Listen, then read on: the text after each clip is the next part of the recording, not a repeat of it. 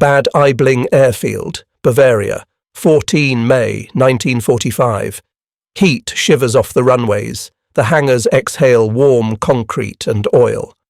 The birds beyond the tree line sing like shift whistles, steady and indifferent. A GMC CCKW 2.5-ton rolls up the perimeter track and settles into a guttural idle, its 270 cubic inch straight 6 ticking as it cools.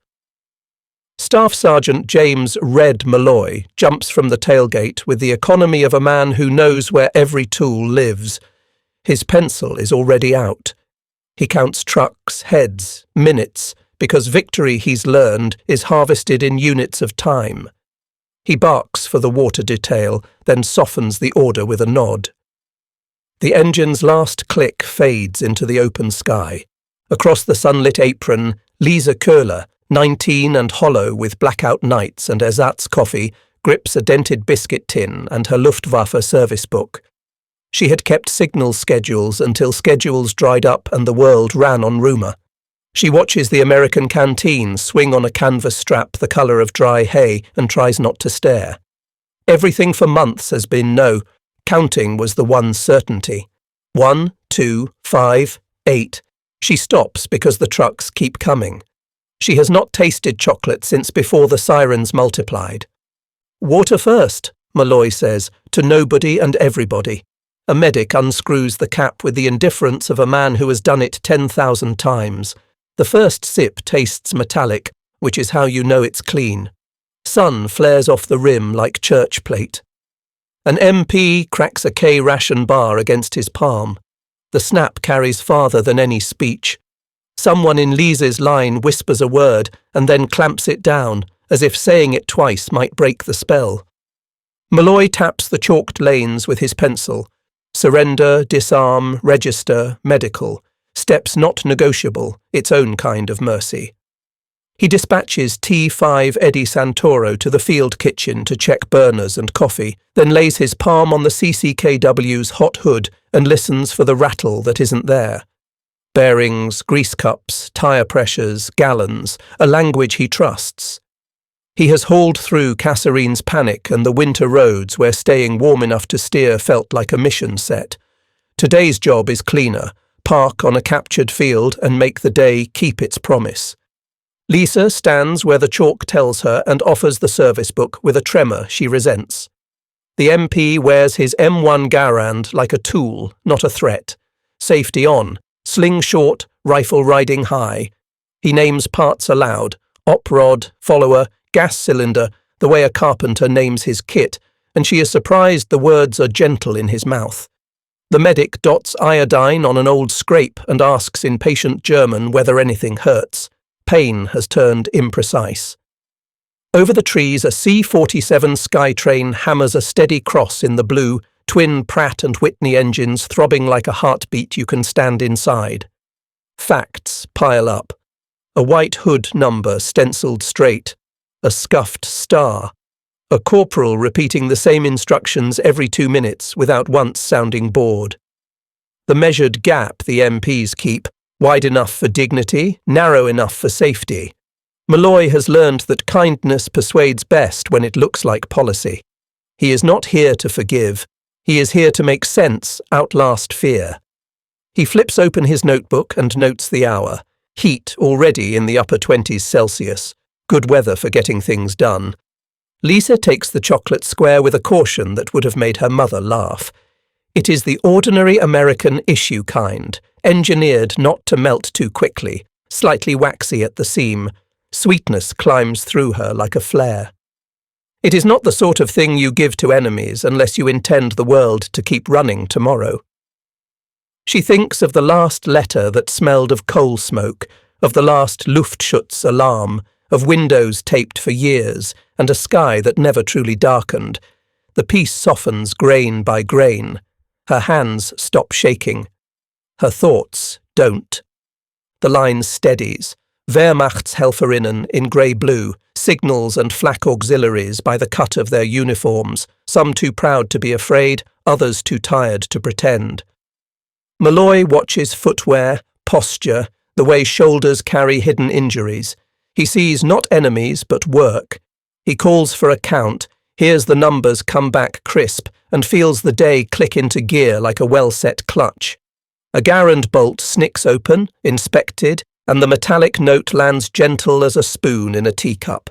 Even danger here sounds domestic. The field smells of coffee and cut grass and damp canvas where someone overfilled a bucket.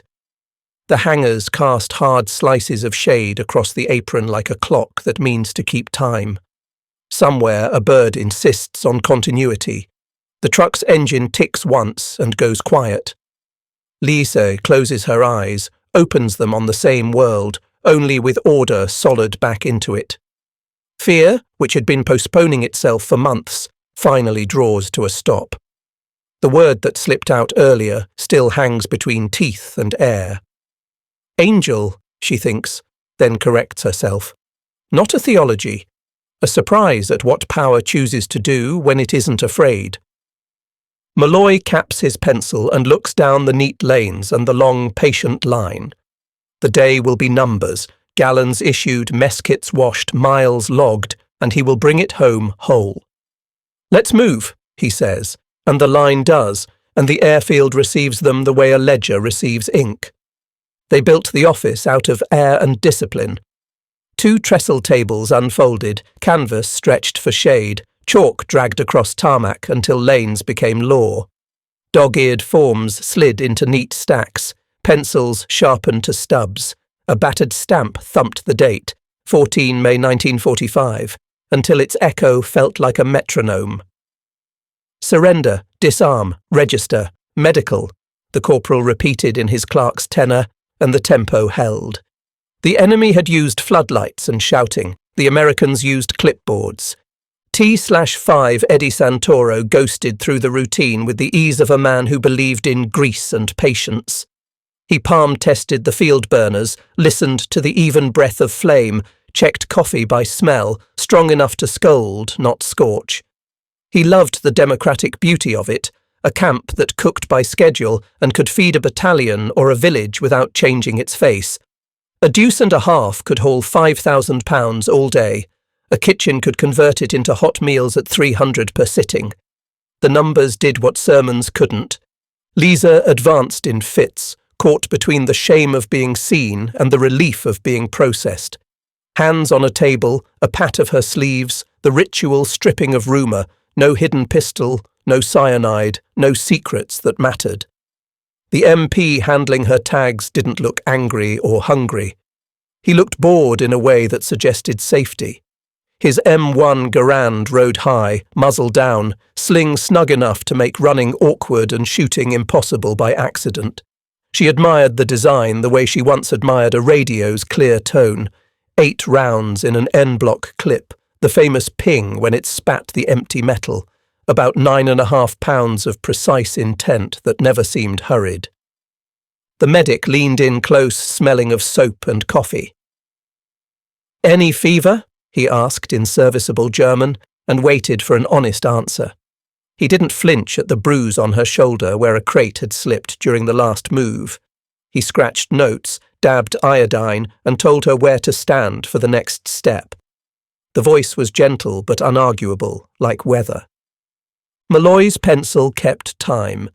He logged convoy arrival, personnel count, fuel draw, tyre status. He spoke aside to Santoro about swapping a spare, the right rear showing more feathering than he liked, bearings and miles and gallons.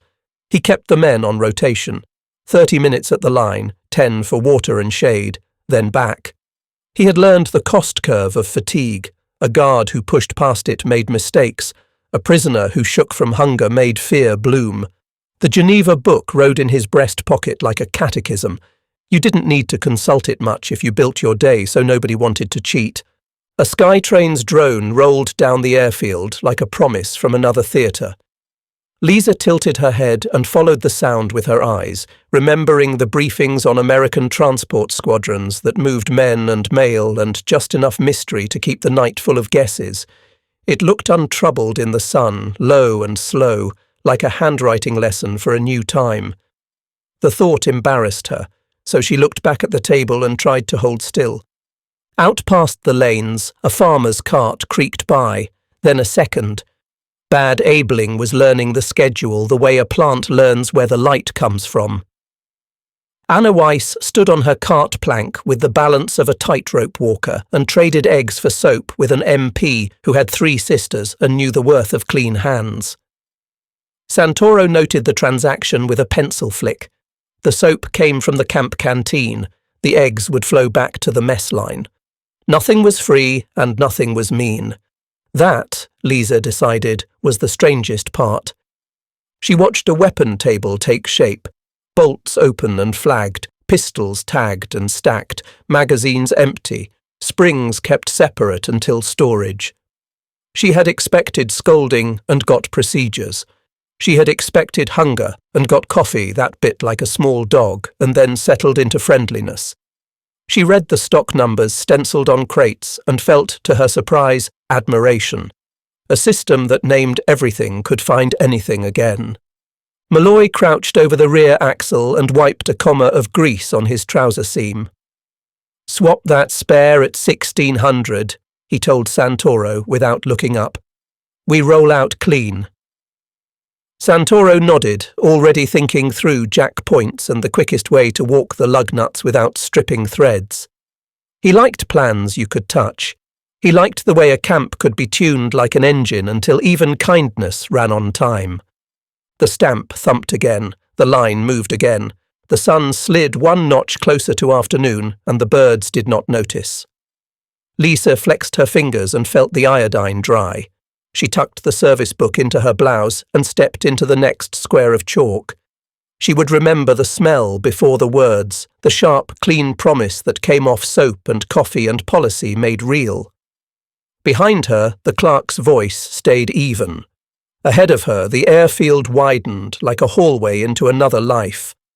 Malloy straightened, capped his grease gun, and stood for a moment at the edge of his lanes, watching order do its slow work. "Keep it moving," he said, but the system already had. By afternoon, the airfield had taught the village to breathe again.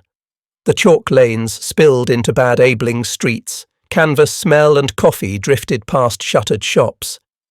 Anna Weiss balanced on her wagon's plank with a widow's poise and a bookkeeper's pen. Eggs out, soap in, IOUS written with careful loops. She had 2 boys in the ground and 1 acre still worth planting. A prisoner work detail would make the difference between harvest and hunger, and the men in olive drab seemed to understand this without being told. Lisa came with the detail, flanked by 2 MPs who wore boredom like armour. She expected stares. She found nods. Anna had a wire brush, a dented kettle, and a broken hinge that needed a clean thread. "Hands first," Anna said, and pointed to a bucket and a bar of soap that smelled like hospitals and mornings. The guard watched and did not intrude, the way a good door swings but doesn't slam. Lisa rinsed until the water ran milky, and the day seemed to begin again. At the barn, Santoro explained work by pointing and example. Stack hay along the north wall where the roof kept off the afternoon sun. Mend fence with loops that would hold under a cow's push. Pass a bucket line like a squad passes ammo. He had the touch mechanics have with everything, animals, engines, people, firm without heat. He set the pace at the speed of breathing and praised neatness the way some men praised courage. Malloy checked the time and wrote in his little book. Minutes became measures, measures became mercy. The field kitchen kept schedule like a parish bell. A mess sergeant ladled out stew that smelled improbably of herbs, and the prisoners managed gratitude without losing face. Lisa ate slowly, counting the bites because counting still made the world feel trued. She could not help comparing this bowl to the January bowl when the potatoes had tasted of damp and the talk had been about trains that never came. Here the bowls kept arriving, 300 portions a sitting. Here the coffee boiled at noon because noon turned up on time. Anna's ledger began to fatten. Hours worked, tools issued, tools returned, eggs traded for soap and then for stew. She had done sums through worse years and knew the comfort of arithmetic that refused to lie. She wrote down the numbers of the day like a prayer for tomorrow. The MPs watched the columns with the same respect they gave to a rifle cleaned and stacked. It made sense. A village that could account for its hours would not go looking for trouble after dark. Malloy counted too. Miles on the convoy, gallons burned, tyres rotated, a right rear showing feathering that would want a swap before the trucks rolled at first light. He liked problems he could answer with tools, and he liked that this day, which had begun as a surrender, now looked like logistics doing what battles promised, ending things. The Geneva book rode secure in his pocket and never had to come out because the schedule made decency habitual. The Luftwaffe lieutenant worked beside Lisa with a shovel he held like a sword that had forgotten its purpose. He had a ghost of swagger left. He used it to make the haystack straight. When he glanced up and saw the procession of CCKWs idling nose to tail across the meadow, he swallowed something he didn't say. His eyes followed the line until it curved out of sight.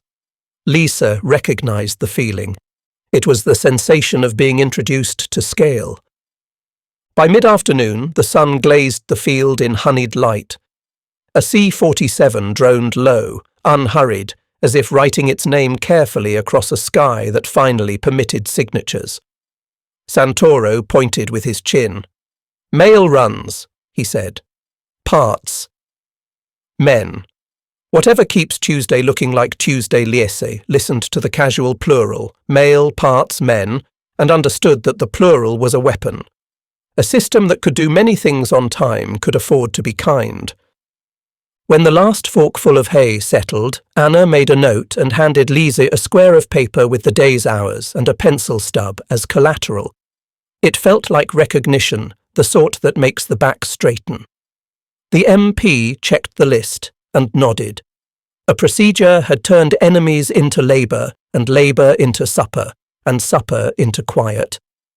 On cue, the mess sergeant rang a spoon on a pot rim, and the line formed without any need for raised voices. The impossible statistic walked in on slippered feet. Santoro, not bragging, told Anna that American factories had built roughly 500,000 deuce and a halves, and that the army had procured something like 2.4 million trucks overall.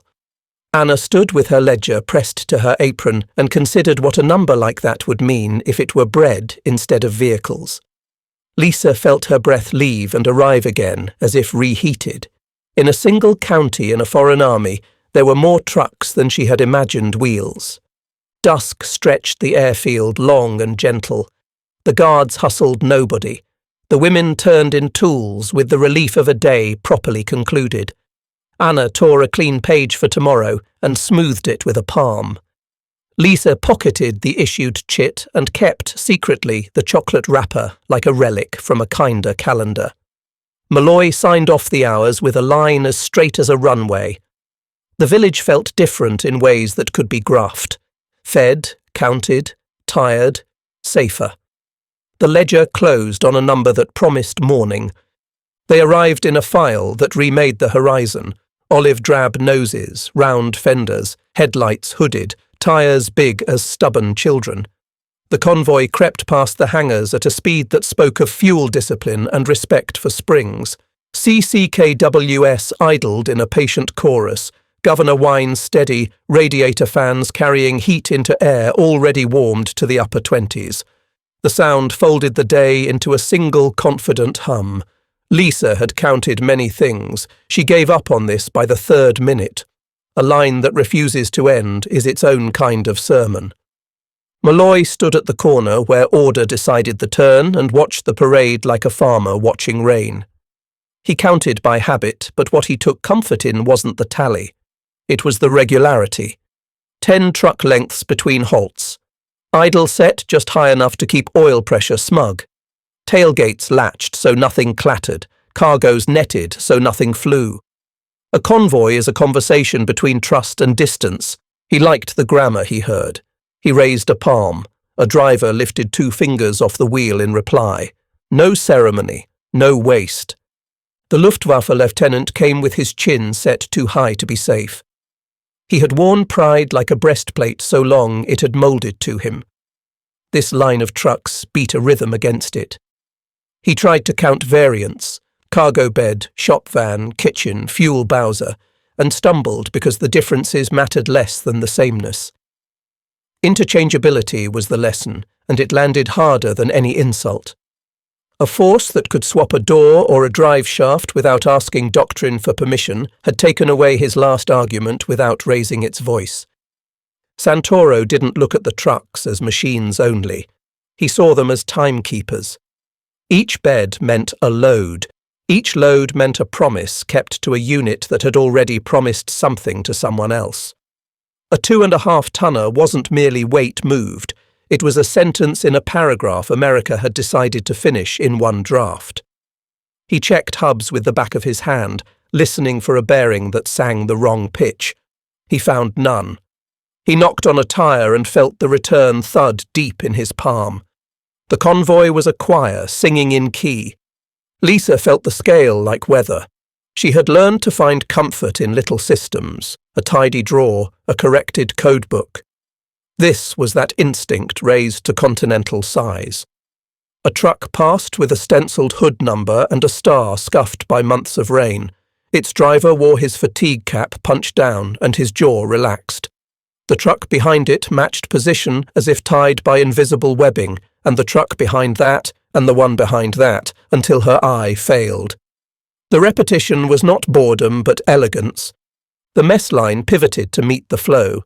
The field kitchen kept ladles moving to the same cadence the convoy kept tires.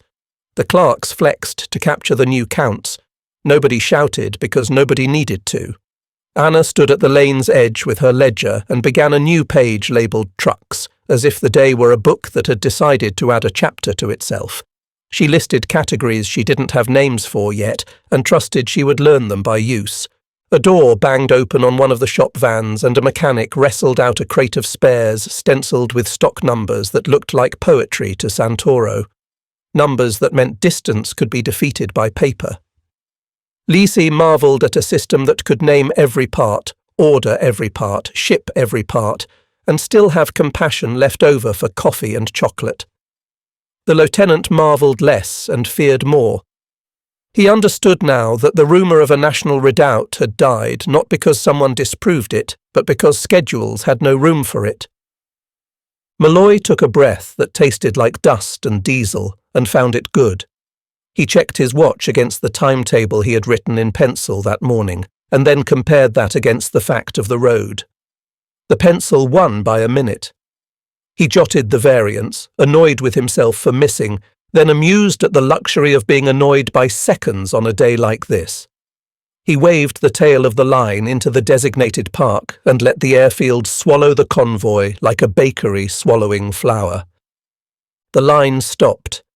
The humming cooled to a sound like a hive, deciding it has done enough for now. The drivers collected canteens and drifted toward coffee with the easy choreography of men who have done this every day for months.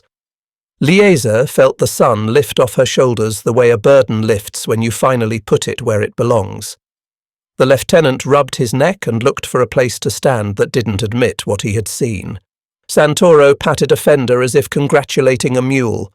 Malloy capped his pencil and allowed himself one smile. Behind them, on the road still shimmering like a mirage, dust settled into a memory that could be retold as numbers. The airfield, better fed and better stocked than it had been an hour earlier, felt the future walk in quietly and take its seat. The order came with the same plainness as everything else: transfer detail by rail to a processing depot, return by dusk. A column formed that looked less like captives and more like commuters who had forgotten which city they worked in. On the siding, a string of Pullman cars waited in full daylight, paint dulled by years, windows clean enough to make Lisa's eyes smart. She had ridden trains that rattled with fear and hunger. This one smelled faintly of polish and coffee and a future that dared to be ordinary. Inside, the seats were too soft. The white sheets folded sharp as paper on the bunks tugged at something in her throat. A steward in olive drab handed out cups and didn't look past anyone's face to their papers. The MPs settled by the doors with rifles slung short and bolts open, relaxed the way men relax when they trust the track and the schedule. Santoro watched the world slide by like a maintenance diagram come to life. Bridges at intervals that made sense, track joiners that didn't jar, signals that blinked and were obeyed. You could build a doctrine out of this, he thought. Maybe they had. Outside, Bavaria unrolled in green rectangles cut by narrow roads. Villages flickered past, their roofs sunstruck, their people not flinching at the train's approach. Liesa watched a boy wave and was embarrassed to wave back. She had learned to hoard her gestures. Now she felt profligate with them. The car swayed with the confidence of machine and plan agreeing about the day. She took a sip of coffee and nearly laughed. It tasted like a decision. Across from her, the Luftwaffe lieutenant tried to sit as if the cushion did not move him. He failed. He watched the neatness of the crew and said nothing. Malloy, riding herd, read a sheaf of orders and never once raised his voice. He noted mileposts, checked his watch, compared his pencil's future with the conductor's present, and found harmony. The rhythm eased the line of his shoulders. He let himself look out at a silo that seemed too full for May and thought of Illinois. The steward brought sandwiches, meat, real and enough of it to make the car smell like abundance. Liesa took hers delicately and ate as if the bread might rescind itself. She had known rations that arrived bristling with apologies. This one simply showed up. She glanced down the car and saw a prisoner hand a crust to an MP with a shrug that made both of them laugh. She watched the crust get dropped into a wrappings bag for pigs and thought with a sideways start that even waste was scheduled here. The rail car's air pulsed with talk so ordinary it was dangerous. A driver from Iowa telling a driver from Jersey that the rear seal would hold if he didn't ride the clutch. A clerk explaining why today's count would reconcile with yesterday's because the forms were designed to fit together the way couplers did. A medic advising a woman to let the bruise bloom and fade without worrying it. The lieutenant looked down at his hands, which had always known how to salute and now had to learn how to be empty. Near a junction, the train slowed, and Lisa saw a yard that hurt to behold. Boxcars in rows, doors open, freight stacked in shapes that meant purpose to someone. She read stenciled numbers and fell into that old satisfaction of matching code to object. Santoro followed her gaze with something like pride. "Once you can name a thing," he said, "you can move it, fix it, feed it, or fight it. We like names." She nodded. Names were gentler than commands and stronger than threats. At the depot, the platform bustled without shouting. Forms exchanged hands and returned to pockets. Stamps thumped. A quartermaster's pen scraped through carbon paper and left twin trails of certainty. The transfer took less time than rumour ever believed. Back aboard, Lisa leaned her head against glass warm from sun and watched the line of the airfield grow from a smudge to a place again. She had measured the day in small proofs. Coffee, seat, timetable, the refusal of the world to be dramatic when it didn't have to be. The Pullman rolled to a stop with a sigh like a man easing into a chair. Santoro stood and stretched and felt every good mile in his spine. Malloy checked his watch, wrote a small check mark next to rail detail, and told his men to square themselves away. The lieutenant rose last, discovered he had forgotten to be stiff, and looked annoyed at himself for the lapse. Lisa tucked the empty sandwich paper into her pocket as if it were a souvenir from a museum where they allowed you to touch the exhibits. They stepped back onto the apron in late afternoon light. The kitchen line formed as if on cue. The trucks ticked as they cooled. A C-47 etched a slow cross overhead, indifferent and reassuring. Lisa felt something unclench that she had not known could move. She walked to her place on the chalk and waited, listening to the conversations that had taught her the day's secret. Power, at its best, is the art of making ordinary things arrive exactly when they should. The ordnance officer had the look of a man who preferred pencils to pistols, which made Lisa trust him before he spoke. He squatted on a crate lid near the weapon table and drew a box, then another, then a string of numbers that stepped toward certainty. Cereals, he said, in a German that had learned its verbs from manuals. You find them on captured panthers. You list them. You look at the gaps. You estimate how many were built this month, last month, the month before he tapped the chalk. You don't need spies, just math and patience. The Luftwaffe lieutenant stood close enough to hear and far enough to pretend he wasn't listening. He had believed in secrecy the way men believe in fortresses. You can see the walls, touch the stone. He had never considered that a number stamped on a part could betray him with more certainty than a traitor. The ordnance officer added up segments with a quiet pleasure that felt like respect for the problem, rather than gloating at the answer. Lisa watched his hand and thought of code tables and the relief when patterns settled into place. Malloy came by with his notebook and stayed because the sketch pleased him. He liked any doctrine that ran on time and left room for coffee. The officer widened the chalk square until it became a calendar of months, then drew arrows from railheads to depots to units, and then erased them. You don't have to track every shipment, he said. If you know production, and you know losses, and you know how long transit takes, you know enough. He did not mention the humbling fact out loud, but Lisa felt it land. They had been seen as sums long before they reached this field. A mechanic from the shop van set a crate beside the chalk and popped the lid with a grin. Inside lay a nest of parts wrapped in paper that smelled like an office. Stock numbers marched down the manifest. Santoro read them the way another man reads poetry. We use names so we don't lose our tempers, he said. Names make the wait shorter. He pulled a fuel pump as casually as a priest lifts a wafer. Lisa understood with a jolt that mercy was a function of forethought. You could be kind because you had already prepared to be strong. The lieutenant asked a question without a sneer and seemed surprised by the absence. And if we had built more? The ordnance officer shrugged. We would have counted more. We built more of nearly everything he did not boast. Numbers did the work. In 1944, American factories had made about 96,000 aircraft. By war's end, the total would cross 300,000. Liberty ships numbered in the thousands. LSTS cleared 1,000 hulls. Trucks in the millions. CCKWS alone more than 500,000. The impossible statistic here felt almost cruel. In some months, a single American plant stamped out more engines than entire enemy industries could manage for whole lines of weapons. Liesa felt the scale as a change in gravity. They talked about the M1 Garand in the tone men use for a tool that has earned respect. 8 rounds on a clip, 9.5 pounds, gas-operated, accurate enough and fast enough for the work. The lieutenant, a man who had trusted precision more than volume, conceded a point with a tilt of his chin. It is not elegant, he said.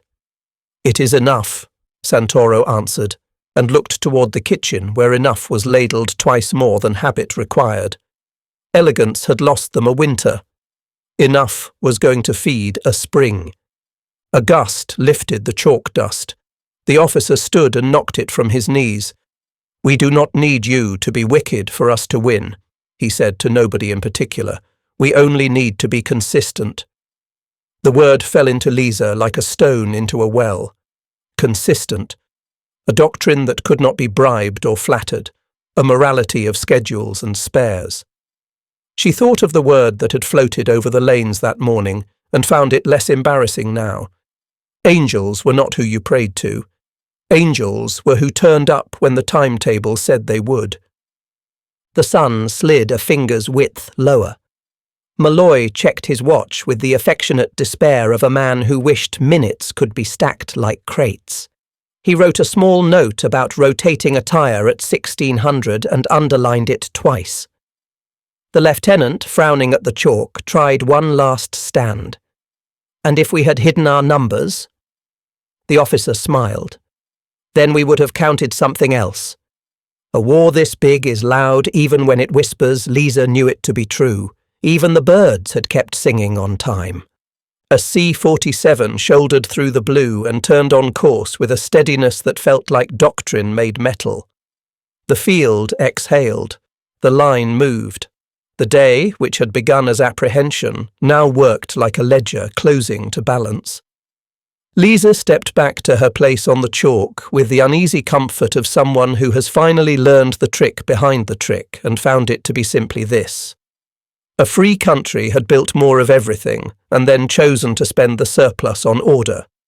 She looked at the chalk calendar, then at the soup line, and saw they were the same shape. The rain marched in from the pines without thunder, a clipped reprimand that darkened the apron in 3 minutes flat and tested every knot, seam and schedule on the field. Canvas thudded, chalk bled into pale slurry that tugged at boot soles. A gust bullied the fly over the field range, and the kitchen flinched once, then steadied as if the stove had taken a breath. "Rig for weather," Malloy said, not loud and not excited, as if rain were an item on a checklist waiting to be crossed out. The order moved quicker than the storm, broom handles tipping pooled water, ropes re-angled to the leeward edge, entrenching tools cutting narrow drainage slits that sent the puddles sliding away like guilty thoughts. The lamps stayed dry, the urn kept its mutter, and the camp's heartbeat, the small regular sounds of people working in step, never missed. Lisa had known rain that turned hope to mud and mud to hunger. This rain, oddly, made supper taste close. An MP paced the lane that the shower had almost erased and chalked it back with a carpenter's patience. He carried his M1 high and muzzle down, sling snug, thumbing the safety by feel every few minutes the way a man checks his ring without looking. She realized, with the startled comfort of a truth discovered late, that safety was as much ritual as mechanism. In rain, the garand wanted a wipe on the bolt face, a kiss of oil along the op rod, a cloth through the follower track to shame the grit. At the line, the mess crew worked a rhythm of ladle, step, call-out, hot next hot, and the ungainly field range, legs splayed like a patient mule, pushed stew across a temper-stretched formation without losing heat. Numbers mattered when tempers shortened. 300 portions first sit down, another 150 for the second, coffee above serving temperature because the tins were jacketed in blanket strips and wired tight. Santoro wrapped one more strip with the same care he gave a head gasket and grinned at the steam that rose as rain braided through it, filling the air with a smell that even softened the Luftwaffe lieutenant's shoulders. A medic trotted by with tarred canvas for the aid post, and the tent shrugged off the hiss like a veteran who had seen worse. Malloy walked the perimeter and listened. A wet camp gossips first in noises, rope creaks, canvas harmonics, water-making mixed time signature on corrugated tin. Nothing ugly in it.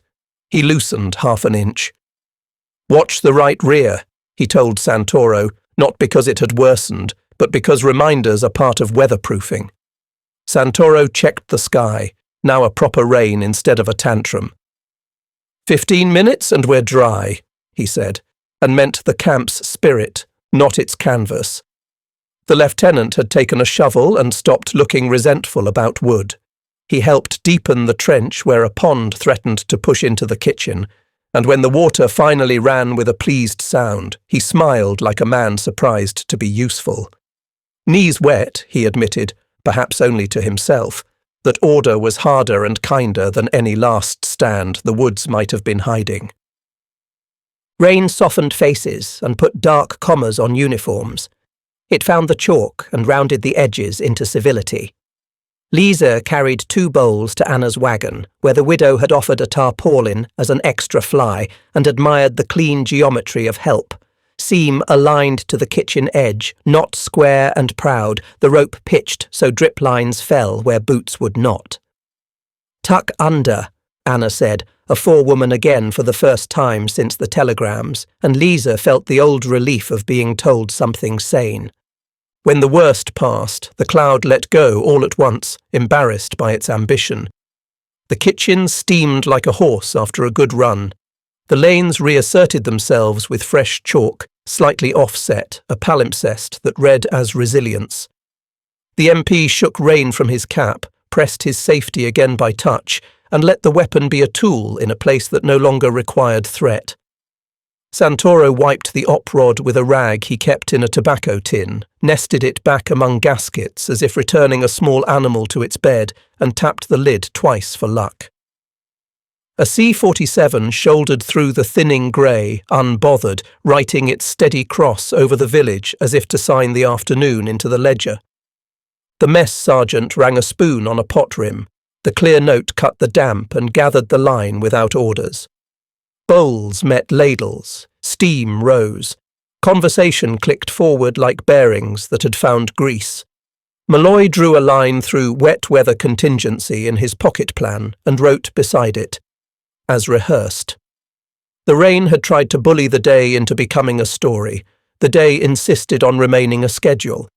Lisa tasted stew that had stayed hot in rain and felt something decisive unclench. In a world where thunder used to mean fear, a camp that refused to dramatize weather felt close to grace. Morning brightened the grass to a green that seemed unreasonable after so many grey months. The work detail stepped off with the ordinary theatre of boots, mess tins and low voices, 2 MPs bookending the column like punctuation that made the sentence honest. The road to Anna's field was a ribbon of crushed stone that remembered tank tracks but now accepted feet without complaint. Liesa had expected suspicion at the village edge. Instead, she found farmers who measured strangers by the angle of a shovel and the way they said good morning. She washed hands at a bucket that smelled of soap and aluminum and felt the day begin in her fingers. Anna parcelled tasks with the competence of a woman who remembered barns before ration cards. North wall for hay, keep it off the floor, fence line in the east pasture, watch the corner posts. Mind your backs, Santoro translated with gestures and a few clean, careful nouns. He set a pace that lived between breath and pride. If anyone worked faster, he eased them back with a nod so small it might have been a blink. A work line formed for bales, and hands found their natural order. Lighter shoulders at the wagon bed, heavier frames midway, a calm pair stacking at the wall, strings turned inward so the next lift would not cut. Rhythm made comrades without ceremony. The lieutenant took a shovel like a pen and began writing a ditch along the fence, setting the spade with his foot and turning the soil in neat angles. His arrogance had learned the cost of friction. He wasted none now. He glanced toward the road where, on the hour, a CCKW shuttle brought crates to the airfield and returned with empties for the village. Bread in the morning, soap at noon, sacks for grain toward evening. They keep time with trucks, he said, meaning accusation but sounding like awe. Santoro, wiping his palms on his trouser seam, shrugged. We keep time with everything. Work revealed its own doctrine. Tools issued with a stub of paper, tools returned and checked off at day's end. A pitchfork repaired with a new rivet punched from scrap. A hinge thread cleaned, greased and turned with the affection of a man who loves machines because they can be persuaded by patience. Geneva on paper became Geneva in practice. Water breaks that did not ask permission. Stew at noon that arrived by schedule and tasted of fat saved for holidays, 18 minutes to eat, then back to it with no shouting. Liese, who had learned to distrust rules written by men who lied, began to trust rules tested by soup. In the barn's high shadow the hay smelled like August. Dust motes rose and swirled in sunbeams that slanted between boards, and the bales stacked into a geometry that promised winter would not be a sentence. Anna's ledger fattened with entries that felt like a catechism of survival. Hours, tools out, tools in, eggs traded for soap. Soap returned as clean hands that could grip. She paid what the MPs allowed in chits that would buy canteen tobacco or a sweet for someone who had not forgotten being a child. 80 cents a day in scrip was not kindness in itself. The kindness lived in the fact that the rule held. Over the hedgerow, a C-47 tracked low, the same unhurried engine note as yesterday, as if the sky had become a civil servant. Lisa counted the seconds between appearing and vanishing and registered the ordinary miracle. She could predict when she would next hear that sound. In war, she had learned to flinch at noises that arrived by surprise. In defeat, she learned to relax at noises that honoured appointments. She decided it was impossible to hate a schedule that fed you at noon. Santoro crouched by a fence post and showed the lieutenant how to bind wire so that the twist would tighten under strain rather than unroll. The trick pleased them both. "It will hold," the lieutenant said, testing with a sceptical tug. "It will," Santoro agreed. "And if it doesn't, I'll be back tomorrow." The promise landed heavier than any oath. A man who meant to return with pliers was a kind of priest of abundance, ordaining continuity with a shrug. By late afternoon, the line to the kitchen formed of its own accord, and even the field's birds seemed to respect the lane. Bowls met stew, coffee scolded, bread wore the honest wet of butter. The MPs watched with the benign boredom that announces safety. Their garrons rode high and quiet, stocks flecked with hay husks and rain from yesterday that had dried into a darker grain. Lisa tore her bread into disciplined bites and thought of winter rooms where butter had been rumour. She tried not to think the word that had floated out on the first morning. Angels were too simple for what routine could accomplish. The sun pulled long, and the wagon creaked home lighter. Anna tore a clean page for tomorrow and smoothed it.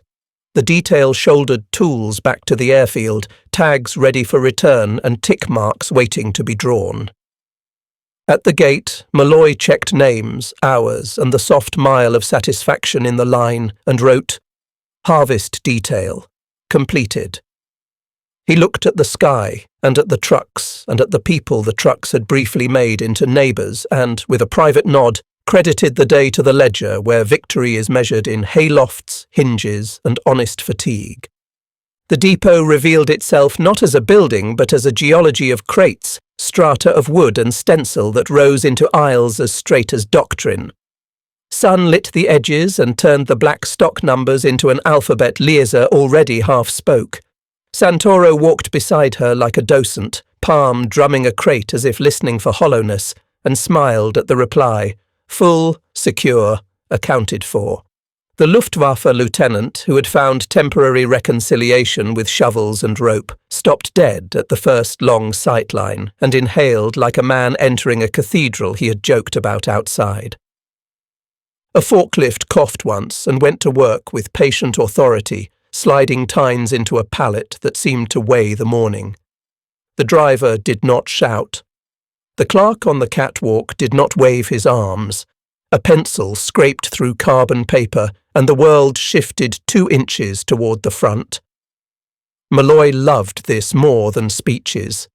He had learned to measure victory in measures, reorder thresholds hit, truck bays staged, a daily issue that set a record without anyone needing to mention it out loud.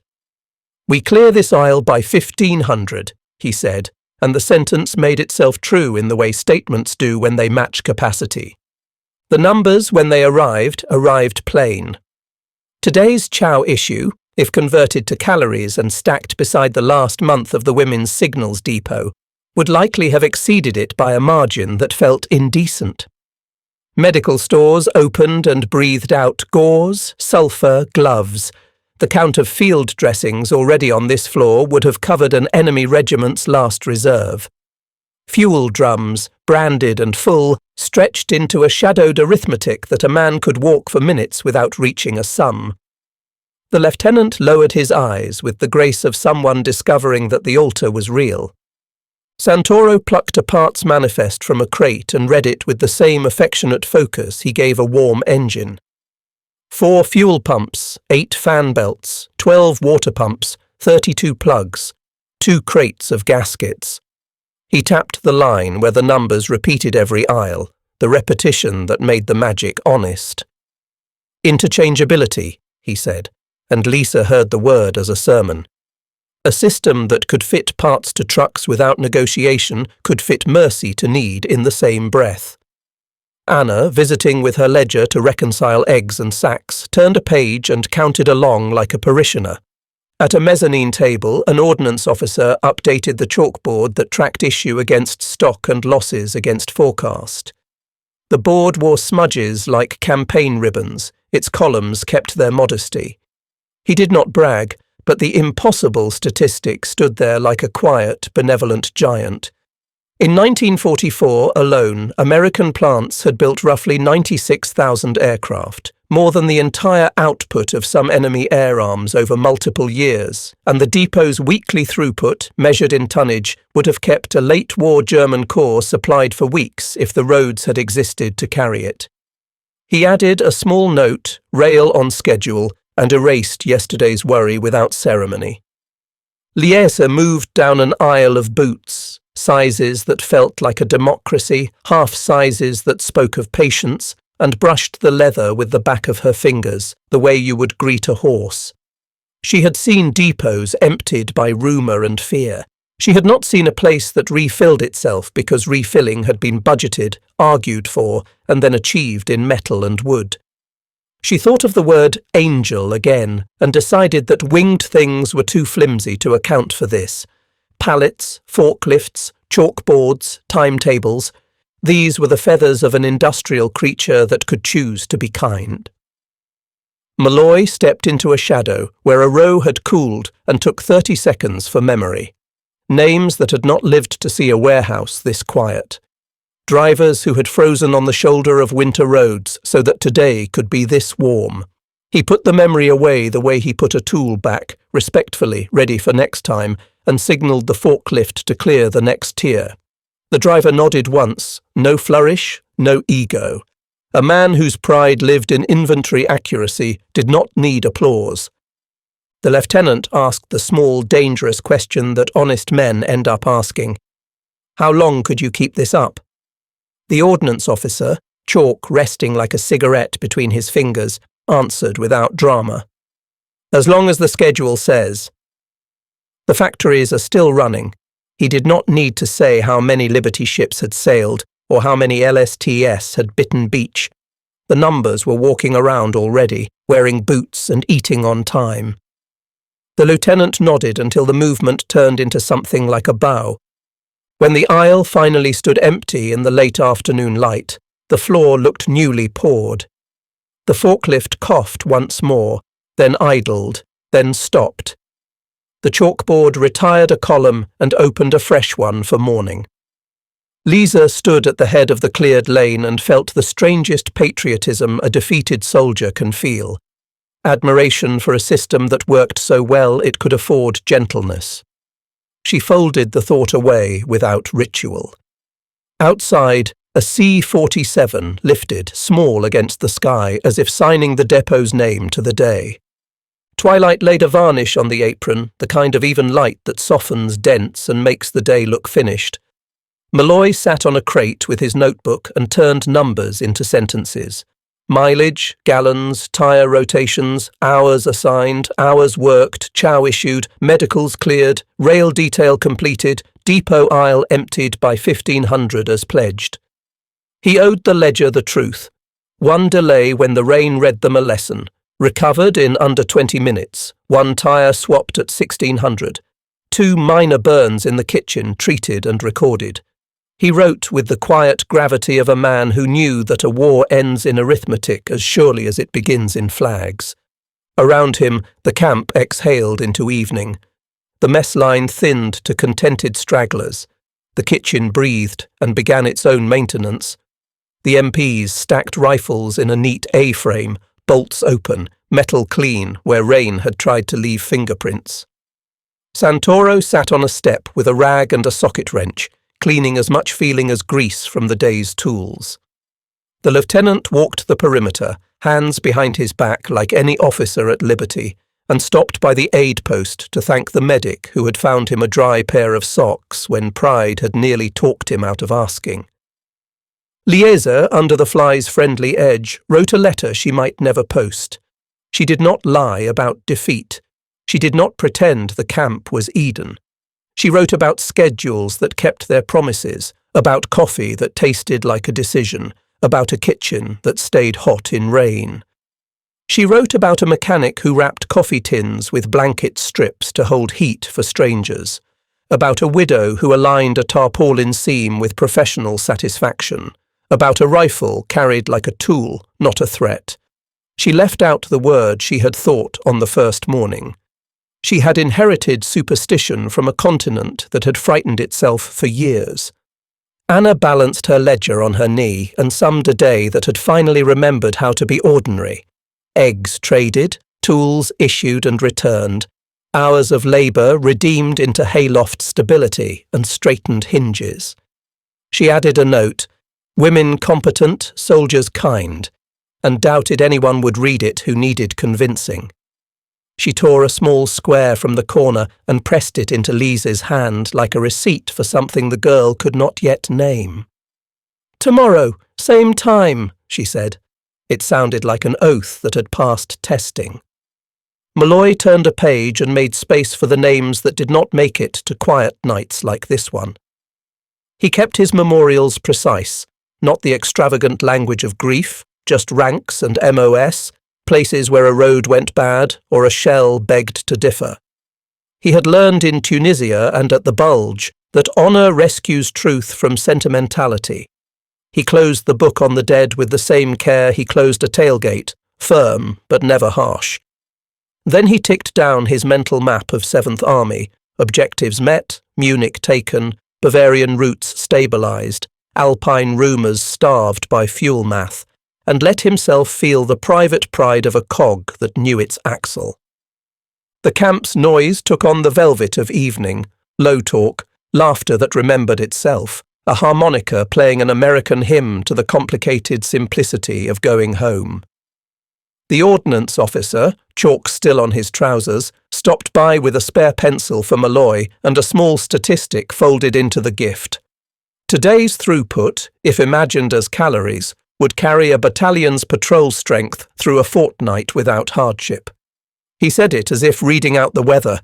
Numbers behaved best when treated as friends. The lieutenant asked a question that tried to be casual and came out honest.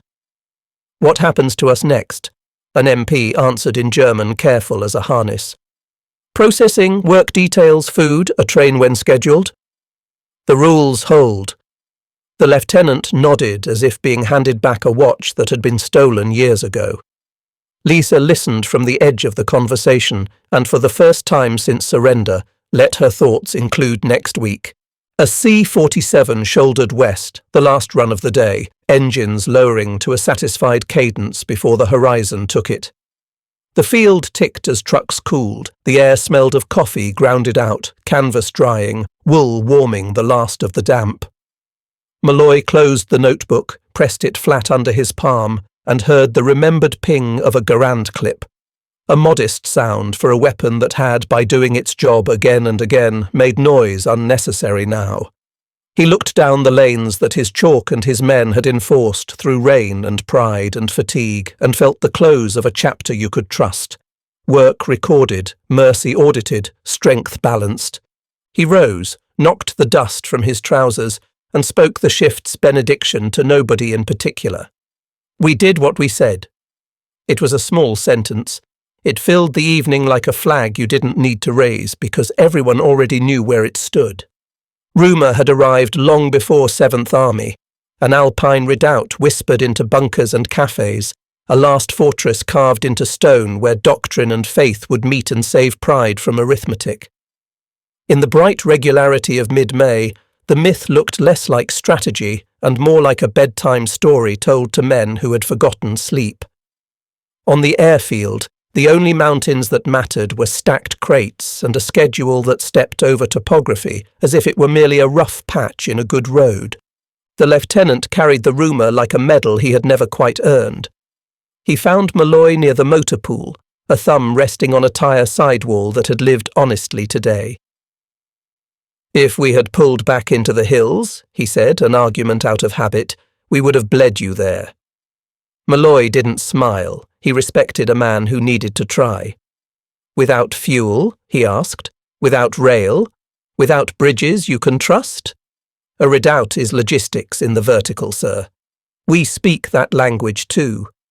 He ticked off the quiet killers. Fuel allocation math that starved fantasies first. Engineer regiments that laid Bailey bridges faster than rumours could spread. Telephone wire unspooled in miles that stitched command out of mist. Truck columns that treated grades like long sentences and kept reading until the end.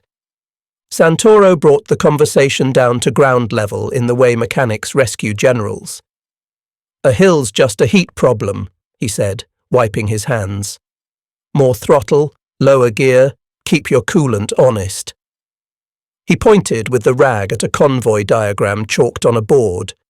Climb segments, water stops, gear discipline, tyre checks at switchbacks. It looked like a sermon written for machines.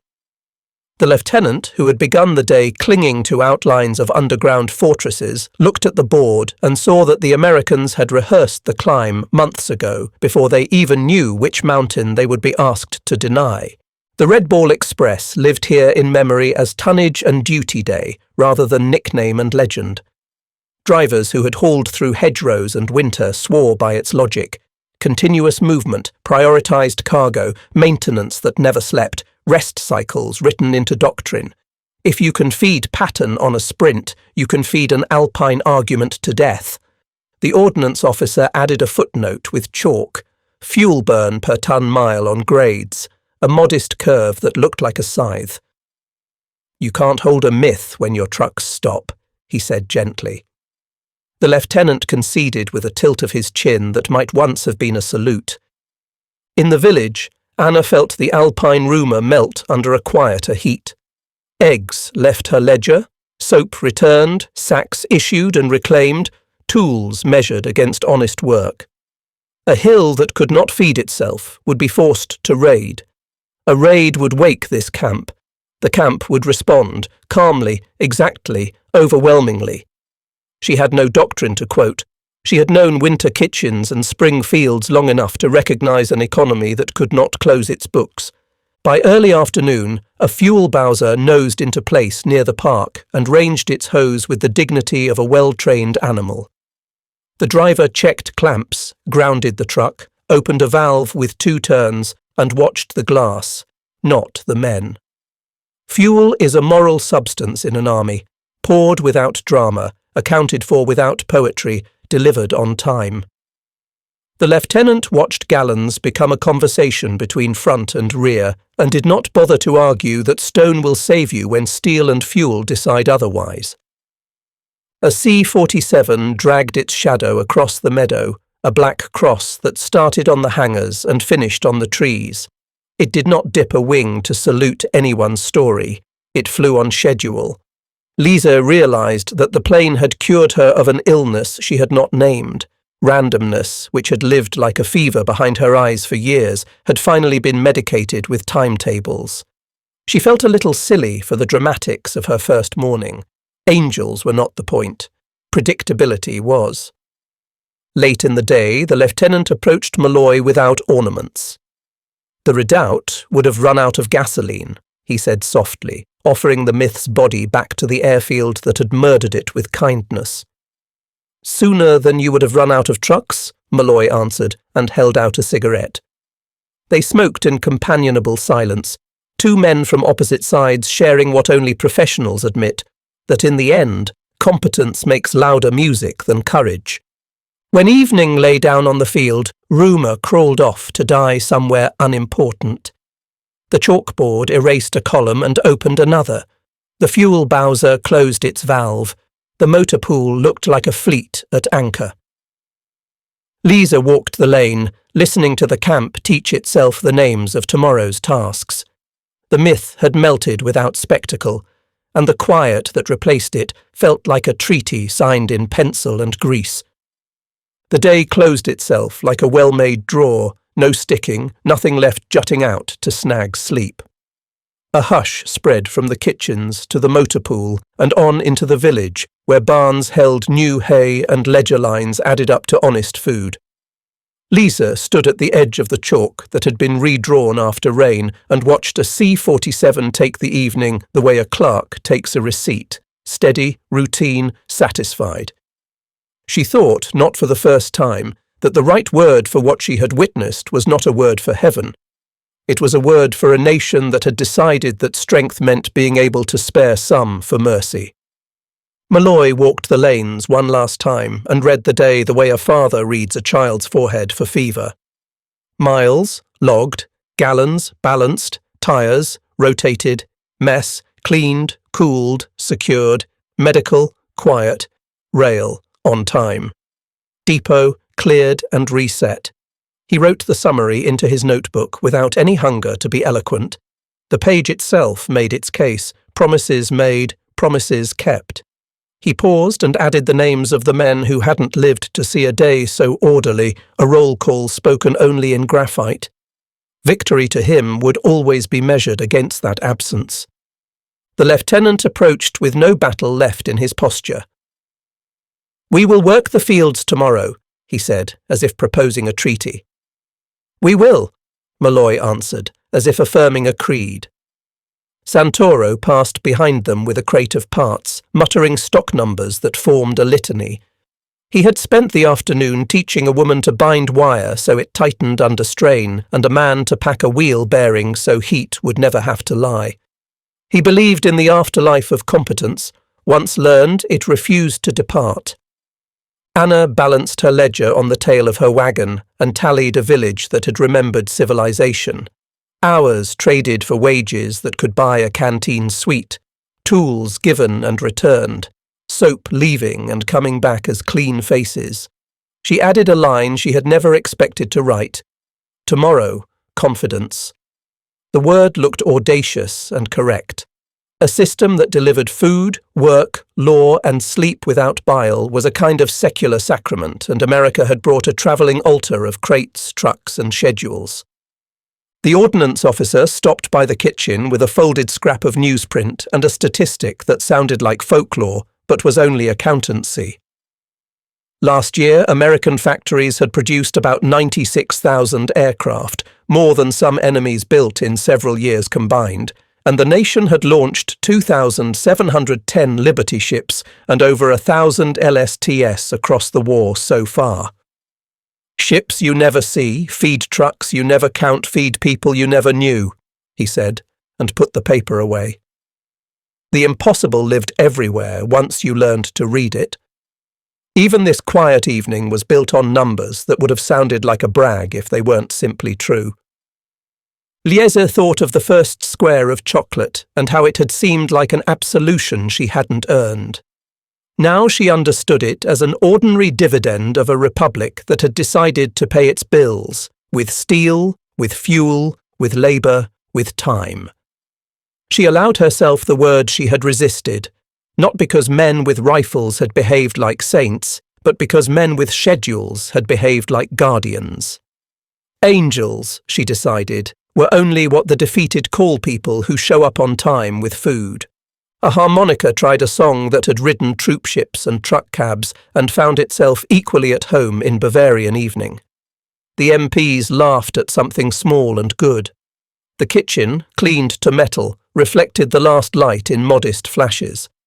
Santoro nested his tobacco tin rag among gaskets, tapped the lid twice, and slid it into its pocket.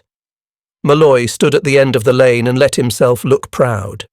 He had seen heroics done badly and routines done well, and he knew which one saved more lives. The lieutenant lifted a cigarette in clumsy courtesy toward Anna, who answered with soap and a smile, and toward Liese, who answered with the nod of someone who understood that tomorrow's work is the only apology worth offering. A breeze came off the meadow and brought the smell of grass cured into memory. Overhead, the last C-47 of the day set its nose toward darkness and made a sound like a promise kept. The field ticked as trucks cooled. Somewhere a pencil closed a column and opened another. The world, which had wasted so much on rage, now spent itself on schedules. Liese folded her hands around the chocolate wrapper she had kept like a relic and decided that if the story were ever told, the miracle would not be kindness, but kindness at scale.